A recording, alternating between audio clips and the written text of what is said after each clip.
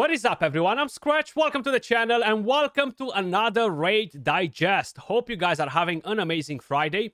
Plarium just announced the date for the Freya Deck of Fate event, plus tons of different things as well, and I feel like this will hurt a lot of players, especially people that chose not to listen to the warnings that I've been putting out for the last 1 month or so. Let me just quickly dive straight into all of the things that Plarium announced. So right here on the Raid Digest, let's start first with Wixwell and Hydra, right? This was a very hot topic for the last couple of weeks, since I've mentioned that they are planning to change the way the shield growth works in the game. And since then, a lot of other creators kind of like talked about it. Basically, guys, they will make changes to the Hydra clan boss, to the mechanics, okay? Tranda is busted as she is. There's no secret. Overpowering every other team by 10x at least is just not normal, okay? And they will 100% make changes to that as well. What's the fuss about Wixwell and Hydra? Recently, there have been talks about us taking actions to nerf Wixwell. Worse still, some players assume that it will be the only change we are going to introduce in order to address the issue of overpowered anti-Hydra teams. Sorry. As for the Hydra mode overall, we've already implemented the system of Hydra Clash consolation rewards for players in clans who perform well but did not get into top 3 basically. Now we are nearing the phase of rebalancing certain battle mechanics for both Hydra and champions. I hope they will reduce the turn count limit. That's one thing that they need to do to save us some time. Here, we're talking about a complex solution that would influence many aspects of Hydra battles. So stating that Wixwell will remain completely unaffected would be inaccurate. I don't think they're gonna kill Wixwell to a point where he's not gonna be usable in the clan boss, okay? If they do that, that's a pretty low thing from them to do. A lot of people build Wixwell just for clan boss. A lot of you guys recently summoned the second Wixwell and asked me, Skratch, is there any point for me to build the second Wixwell? No, do not build the second Wixwell till we don't know exactly what changes they are implementing. In essence, the changes in questions are aimed at preventing the few overpowered teams from truly dominating any other champion combination. So at the moment, the only team that really destroys everything in the game is the Tranda. The Wixwell team is not that busted. True, with good RNG, you can probably drop 15 to 20 billion. I haven't really seen anyone doing it just yet, but I'm sure that people that are using the Tranda teams now will be able to do it if they swap teams when Tranda gets nerfed. So I feel like they are basically taking pre-measures to stop that from happening as well. I don't want Wixwell nerfed. I feel like they can do some mechanics where he's not as powerful for the Hydra clan boss with those teams, with Yannicka, with Ironclad. That's a pretty busted team with Ironclad. But I feel like they should definitely ensure that Wixwell stays a very powerful option for clan boss, okay? Other than that, I'm not sure when this will happen. Which is coming soon. That's basically what they're saying. Hopefully it will happen this month. If not next month, the latest. We definitely need some changes in the Hydra Clash game mode, you know, especially with all of the Tranda teams going crazy. But I feel like they definitely need to be very careful on how they are touching Wixwell and the other teams, which are not as powerful, you know. Then, minor gameplay nuances.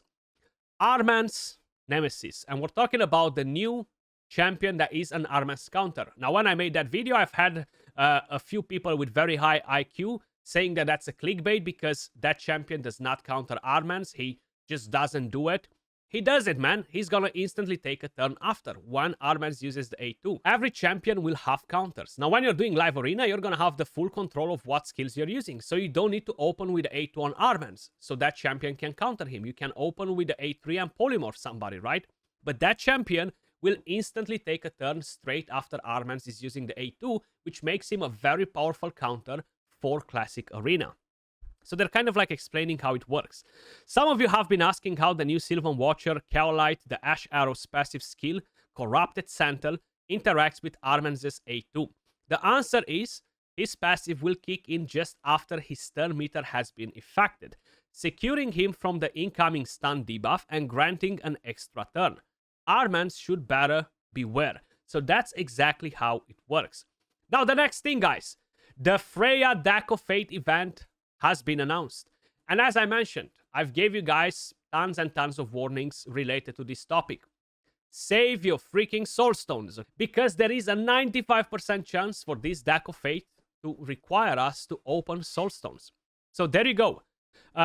We have something else, but we're going to get to it in a second. Asgardian Deck of Fate and Freya. Yes, you guessed it right. This is Freya's time to shine on October 7th, which I think is Monday or Tuesday, right? We're launching the Asgardian Deck of Fate event, which will feature exactly 100 fragments of Freya Fate Weaver.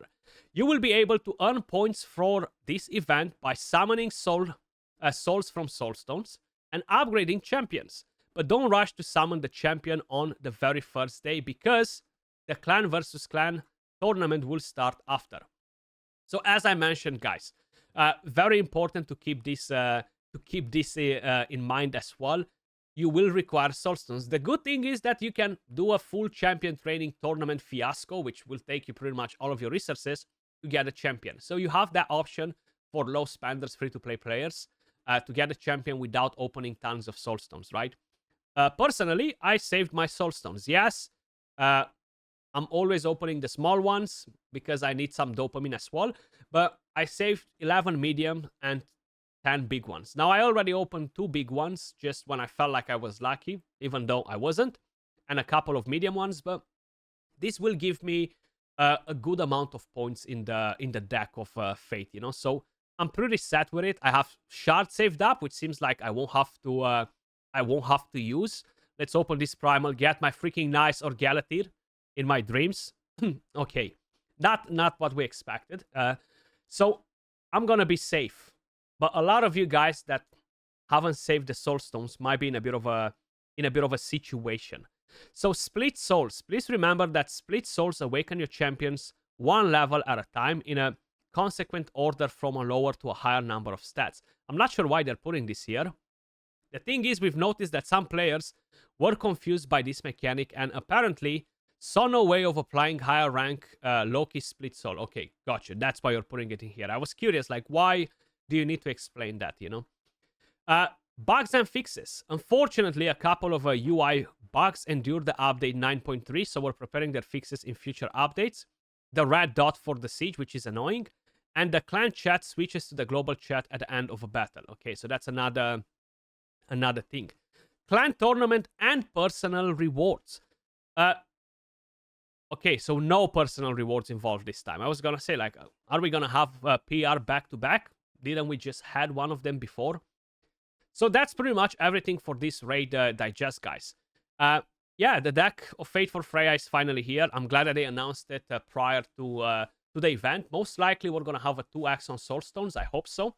I feel like it's kind of like the time for it to drop in game. It's been like what, 3-4 weeks since we had a 2x on Soulstones. So if that's the case, it's perfect timing. You know, 2x on Souls with a deck of Fate. Amazing time to basically use your Soulstones. And in terms of Wixwell and the Hydra, I guess only time will really tell how hard they're planning to nerf all of these OP teams, right? At the moment, the best team in the game, after the Tranda team, of course, is Wixwell with Ironclad, if I'm not mistaken, and then Wixwell and Yannicka, even though the Wixwell and Yannicka has the potential to do more damage with good RNG. Then, of course, you have Toshiro, then you're going to have the new Void Legendary, and then we're talking about Ninja, and most likely Garel, and I feel like the gap will drop quite a bit from there. Taras as well. Very curious what new Hydra mechanics they're planning to implement, because they are planning to do changes to the mechanics, not only the champions. So instead of just nerfing champions, they're basically going to add extra mechanics, extra layers on top of what we have to basically stop those champions. But as usual, that was all for this video, guys. Don't open your soul stones and save them for the deck of fate. Let me know your thoughts in the comments down below. As usual, much love, and I'll catch you all in the next one. Peace.